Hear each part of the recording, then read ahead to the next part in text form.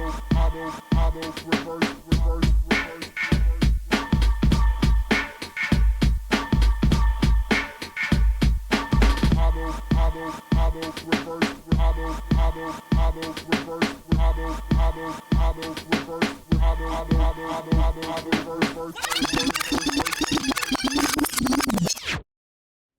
it's Ryan Fresh, and welcome back to another episode of Auto Reverse, the show where we do a deep dive into hip-hop's most influential mixtapes. Today's episode is a very special one where we're going to be talking about Night of the Remix by DJs B.Cause and Max Kane. Night of the Remix is a mix that I heard during my hiatus as a DJ back in 2006. It was something that popped up on Soul Strut, an ancient message board for all y'all who don't know. It was this weirdly mind-blowing remix that took left turn after left turn after left turn, and you really didn't know where it was going. But by the end of it, all I could do was just hit play again. Now, today's episode of Auto Reverse is a little bit different. Where I have conducted some interviews in the past, it's largely been over email or over DMs. This time I actually sat down with both Max Kane and B.Cause, and we recorded the whole thing. So you're in for a treat. Let's get it started. Ryan Fresh, Auto Reverse, Night of the Remix. Let's go. This is the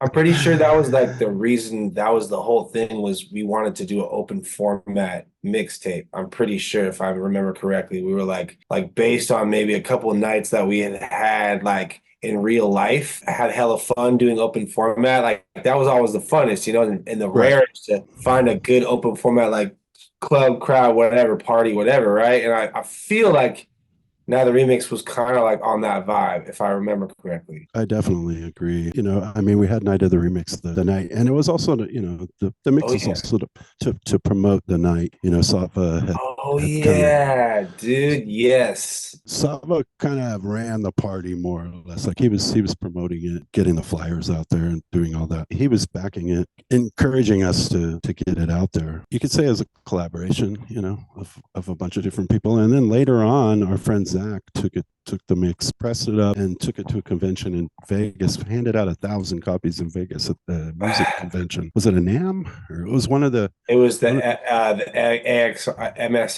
AXR, or the sports retailer clothing thing. Yeah, that's right. Streetwear. I still have two of his shirts too, like the actual Night of the Remix military shirt. Yeah.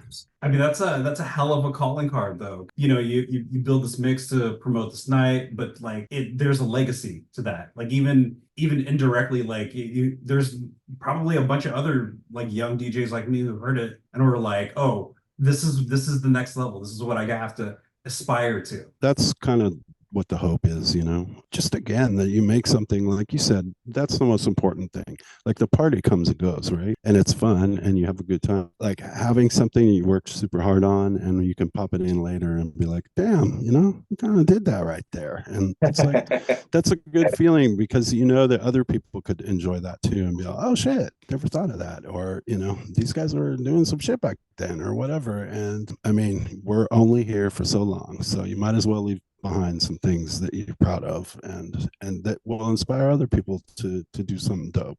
How did you guys like come up with what remixes to do? Like what was that like work like, breaking that down? We just had a bunch of like a stack of records, and there'd be like an acapella here and an instrumental there. And then I remember just sitting there for hella long and being like, does this one work? And I'd be like, oh yeah, yes it works, or nah, it doesn't. And then maybe Josh had some of the mixes already. Yeah. I mean, that was it. And Max also had some stuff. He would come over. He'd be like, "Oh, you know, I got this." You might have had like you know, the Slum Village blend might have been one that you already had. And you're like, it was a combination of trying out things and also being like, "Hey, I got an idea." So. Yeah, we weren't scared to just sit there for hella long, like the whole day, just like try different stuff. Because we had fun. We liked it. It was like fun for us. It wasn't like exactly. Who came up with Careless Whisper? Till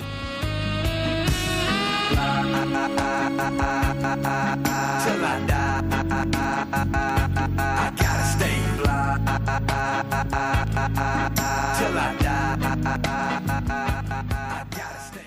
It's still fly. Josh, Oh, Josh, Josh. In fact, the second half or the end half was like all Josh, I want to say, because we just had to get it done. I feel like it was taking too long, and we were like hella nitpicking. I think there was some piecing together, like you always start with a solid intro. So the intro, we put a lot of energy in together, and probably the first, almost half hour is all we hammered that out almost all together, and then there were more like some disjointed ideas, I think, that kind of got pieced together. Anything that wasn't done, I would finish if I could. Like sometimes we would get something going, and then Max would go, "Oh fuck, I got to cut out," and then I'd be like, "All right, well, I'll just try and polish this up," and then you come back and then he would come back the next time. And he'd be like, "All right, tight, all right, let's go." When the deadline's hitting, you got to throw some shit on there. I think maybe the 3-6 Mafia was just sort of like, let's just fucking put this on the end or whatever. Like, I don't know. So. That was your genius. That was all your genius. I know that for a fact. Well, everybody likes Swam, man. Come on. because the mix is like exciting, and then you get to this part, and you're just like, wait, did I just hear that? Yeah. Let's just chill. Let's just chill. That part over again because it's Right. like bananas. Like you don't think Right. to put those two together. I think the fun of a lot of this stuff, and especially with that party that we did, was about the contrast of putting shit together. That, and you know what I mean? They were not in the same zones sometimes. Like we take a hyphy song and put it with something that was like a boom bap, instrumental or something. That was the whole idea, was like bringing the worlds together. And because music is universal, and like we don't have to be like, oh, I'm a backpacker, I'm over here, and I'm gonna go down over here. It's like we could all like the same shit. I think in a lot of ways those mixes were good for that. I got the north, got the east, got the west with me. So I suggest you don't mess with me. Be cool, cause you don't wanna swap. Cause we can do the fool, if you don't want a problem. Put that on something, I put that on fathers. Put that on something, I put that on mamas. Put that on something, I put that on Grand C Dust. You run up on me and get your man beat up. One of the things that I really enjoy about this mixtape is its spontaneity and its seemingly on-the-fly remixes that were created all with vinyl. You said that you recorded this digitally. Was this vinyl to digital? So I'm assuming that this is like pre-Serato. This is sort of right before the big Serato thing, and I'd say most of it was all from 12-inch. Shortly after we started going more digital as far as mix CDs. And I would tell this to anybody who's learning how to DJ, is like, you should probably learn on vinyl because it's like foundational to everything. We should be listening to stuff like Night at the Remix, because I don't think you get the world that we have now without a mix like that exists. But it reminds me of like what an hour-long drive time mix would be when you just have DJs just doing it in the studio. It's weird to get that kind of feeling. I don't, there's like at least 3 generations of kids who won't ever know what that feels like. Yeah. Right. I definitely miss the mix show format of the radio. Now we got like AI mix. But I was in the car the other day, and I was listening to the radio, the FM radio, and I was listening to Supreme LaRock, and he was killing it, dude. His Van or something. What was it? Live on the radio on FM, and I was just like blown away, dude. Yeah.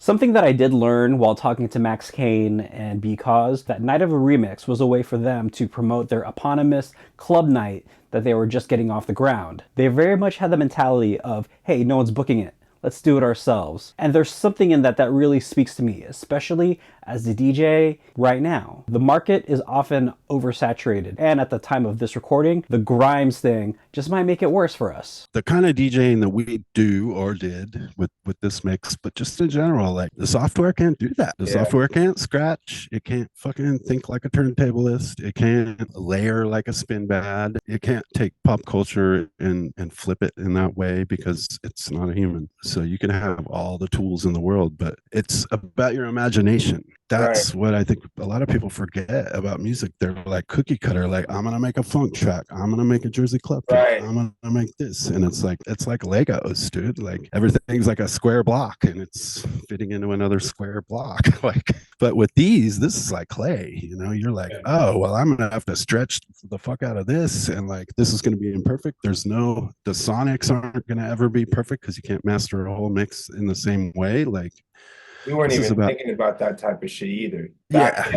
You know, that's Yeah. one thing to think about is if we didn't have all the parameters that people have now, therefore we were able to just Right. create. We didn't have any of those tools. Like I didn't even know what a limiter was yet. It fucking matter, right? Because it's just like we Right. just need to be creative. And that's what people need to do now, but they're so like sidetracked all of the Right. parameters. As we close out this episode of Auto Reverse, there have been some pretty big things that hit me during this interview, mainly that B.Cause and Max Kane really took their future by the horns and were able to steer it in a way that benefited them artistically and as creators. As I continue to book shows over the next few months, this is something that really hit me while talking to them, and it's something that I actually find very inspiring, on top of the fact that a lot of the work that I've done is built on what they've done in the past, and for that I owe them a ton of gratitude. Check out Night of the Remix. I will leave a link down below in the description. Once again, I want to thank B.Cause and Max Kane for sitting down with me via Zoom and chopping it up. And once again, you can find me on my website, ryanfresh.com, and all the socials listed here. Like, subscribe, comment down below, and I'll see you around on the next episode of Auto Reverse or whatever other wacky video I decided to make next. All right, peace.